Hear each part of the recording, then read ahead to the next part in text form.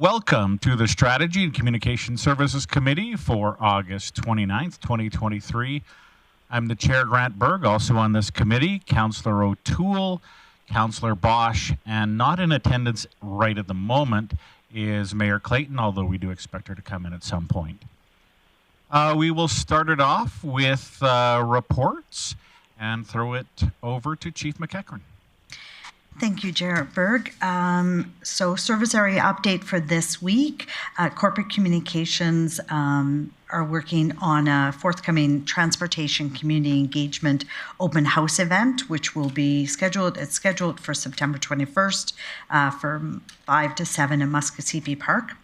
And also in our Citizen Engagement Center, as I give the weekly or bi-weekly updates, they had another 2,100 inquiries that came in. The one theme that came out of that is lots of inquiries around which are being driven by the launch of recreation programs and individual residents who are quite excited about upcoming programs.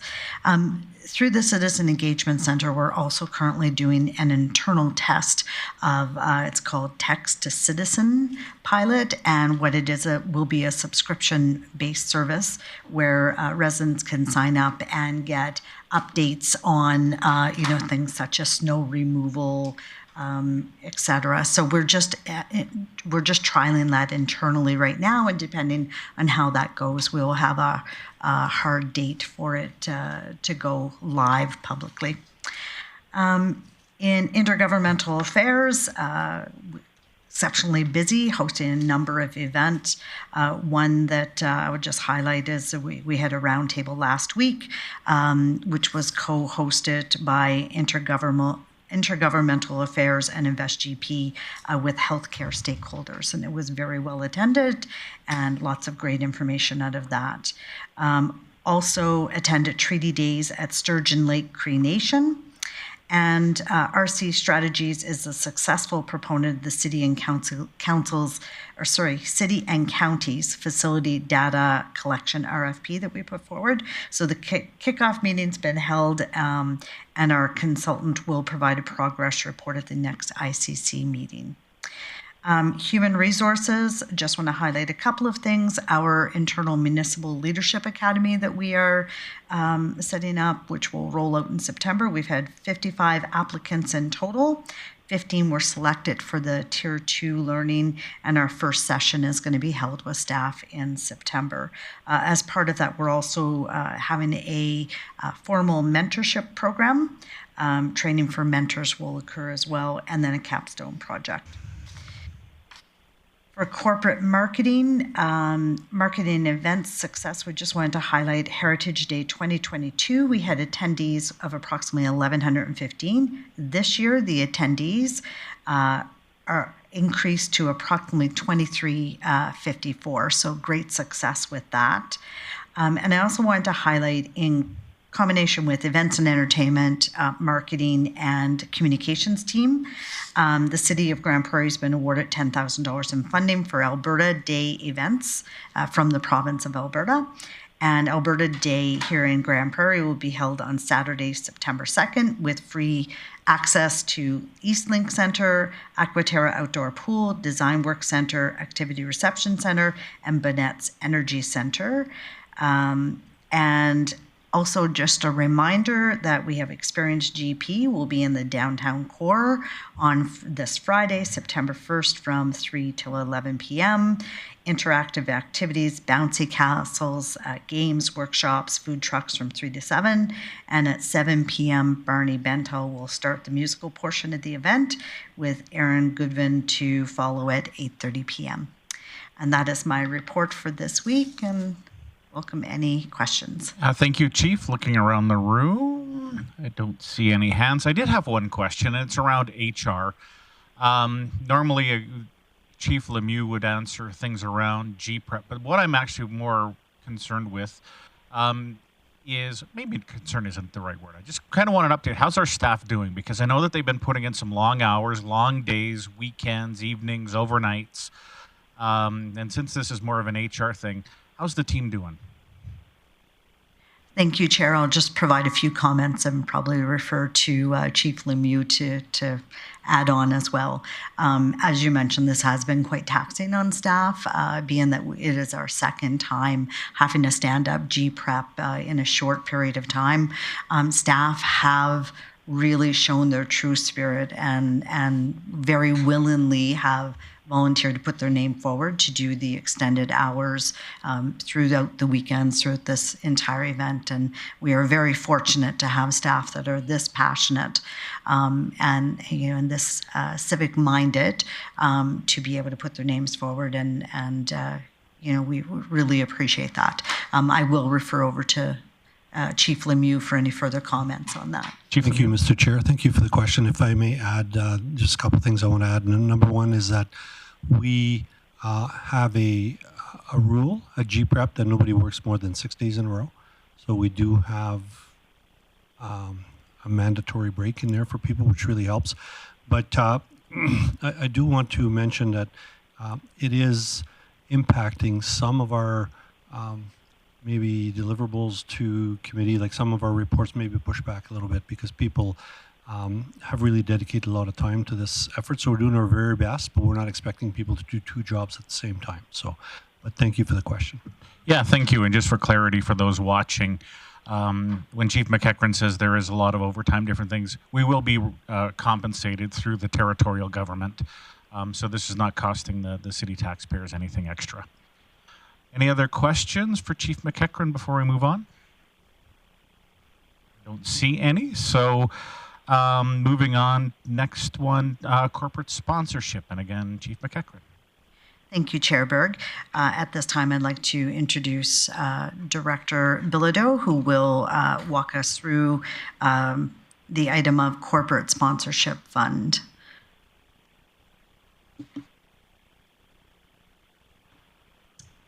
Good afternoon and thank you. At the May 1st, 2023 City Council meeting, Council directed administration to bring back a report outlining the existing corporate sponsorship process and potential amendments. Upon review of the current grant and sponsorship model, a number of challenges were identified and are outlined within the report before you. Through consultation with internal stakeholders, a set of preliminary recommendations have been developed, which seek to address the challenges and risks that have been identified. At this time, administration is seeking committee support in recommending Council direct administration to bring back a proposal to reallocate funds from existing funding streams as outlined within the report. The proposal is anticipated to be comprised of 3 core recommendations. The first being the establishment of a community microgrant program, which would consist of rescinding Policy 112 and Procedure 112-1, eliminating the current corporate sponsorship fund model, and reallocating a portion of the funds to the microgrant program, and where appropriate, reallocating community grant funding currently established within the city, amounting to $2,000 or less, to the microgrant program.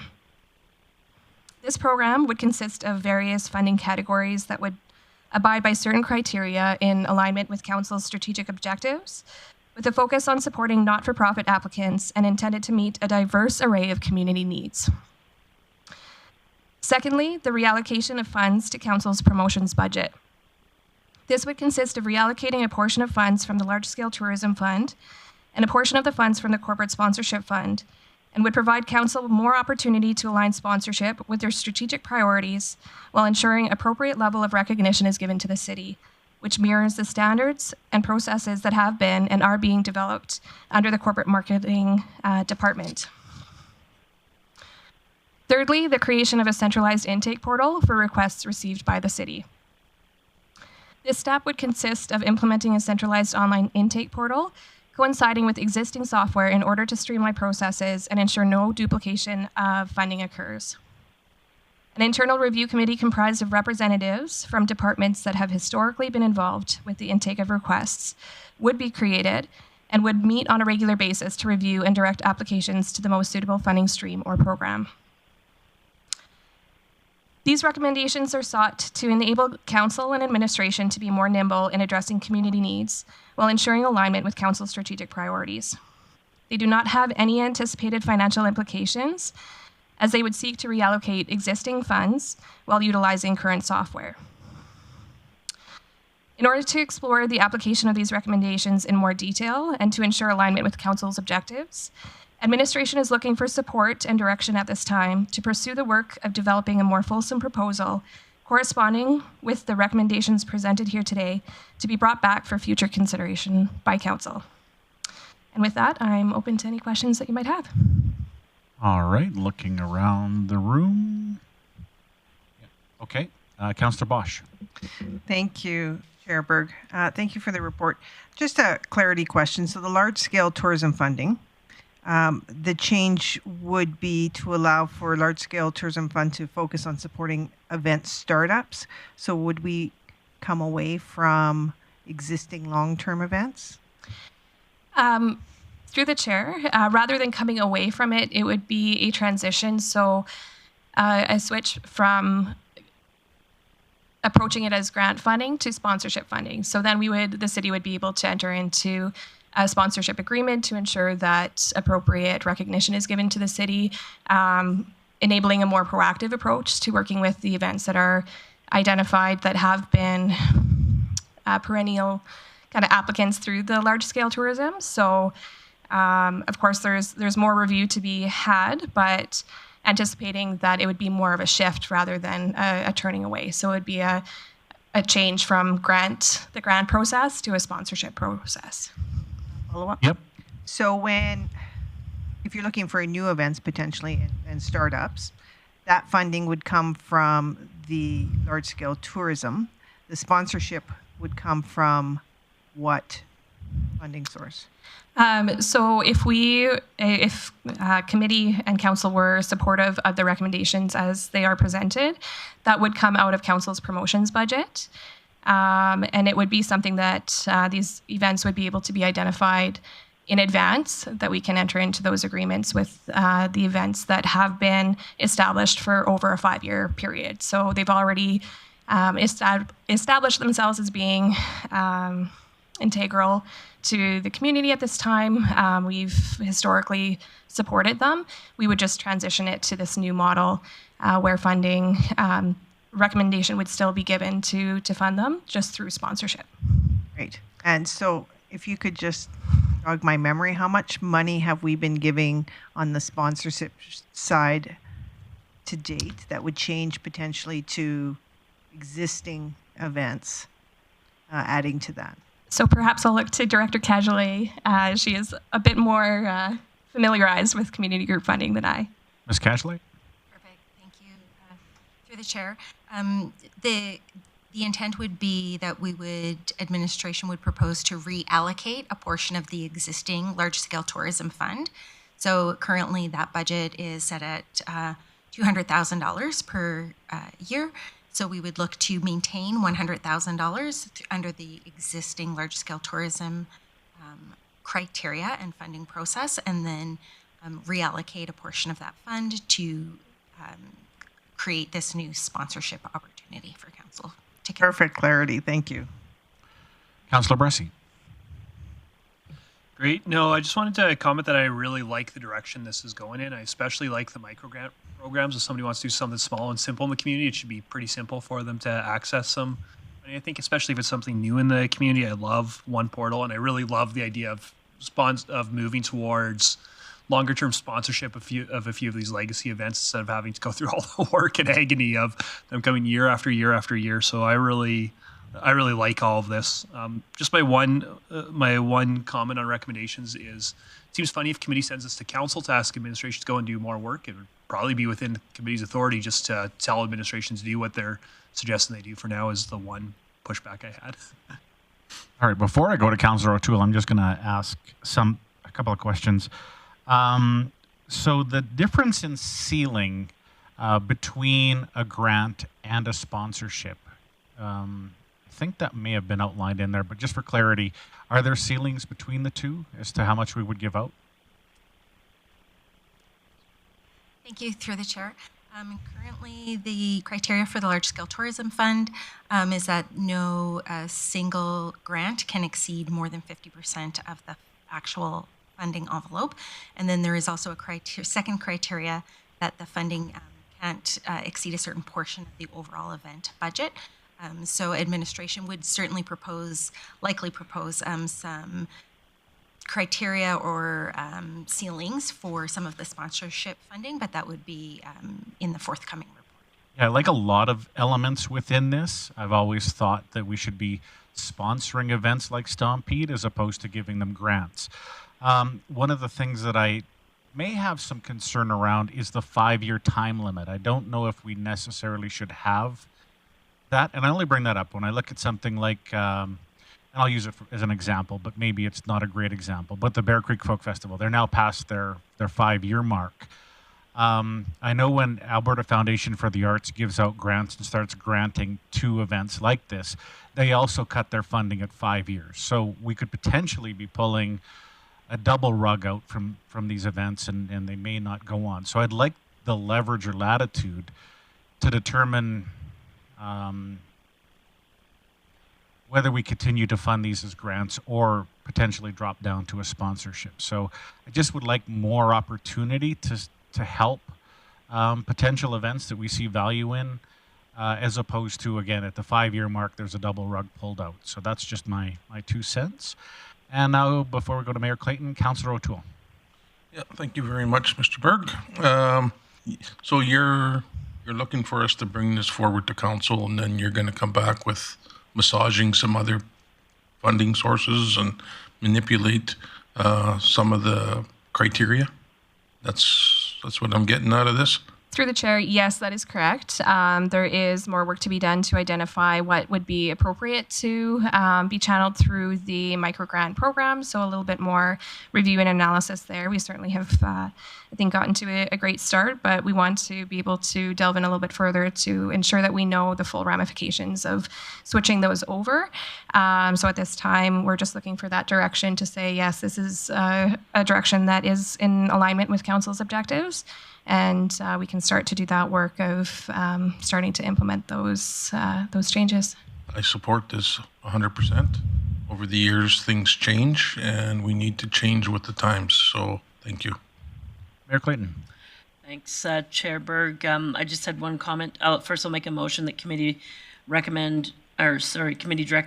direct administration to bring back a proposal to reallocate funds from existing funding streams to address identified gaps and opportunity in the current grant and sponsorship model as identified within this report. And the big thing for me is a clear definition between grant and sponsorship. Even when you Google it, the definitions are not really ideally clear. And I think that at any time that we grant or sponsor an event, that fair recognition to the city needs to be identified, and that to me is the clearest piece. There seems to be some assumption that grants don't get as much recognition or marketing collateral that a sponsorship would be, and to me they use this dollars for the same thing. So I think there needs to be clearly identified for the people that we potentially are granting or sponsoring what our expectations are on marketing collateral and recognition. And so I think it would be great if this report included that information. Thank you, Mayor Clayton. So now we've got a motion on the floor. Councillor Bosch. I just had another question before the motion, but it will fit in this. Just in that same vein, I'm just curious if sponsorship would be annually, or would it be like set up to 3 years or 5 years? Just some more information when you come back. The funding stream, you mean? So more of a comment than question. Looking around the room.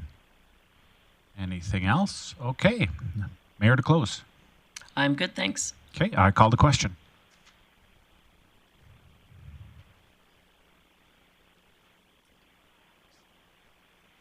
And that carries unanimously. Thank you, ladies. I excuse myself. Mayor Clayton. Councillor Blackmore have another meeting. Okay. All right. So we still have myself, Councillor Bosch, and Councillor O'Toole on this committee, but I think the main business is done. So straight to the outstanding items list. Thank you, Chair. For the outstanding items list, item 1271 was addressed today, so recommendation to have that one removed, and the other two items stand as with the same expected report date. Okay, thank you, Chief. Councillor O'Toole with his mic on. Yes, I'd be willing to take care of business. And with that, I make the amendments to the outstanding items list as presented. All right, I call the question.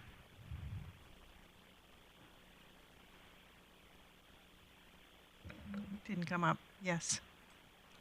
Councillor Bosch in favor, and that is carried 3-0, unanimous. So with that, I call the Strategy and Communication Services Committee meeting adjourned. We still have one more committee to get through this afternoon. We'll be back shortly.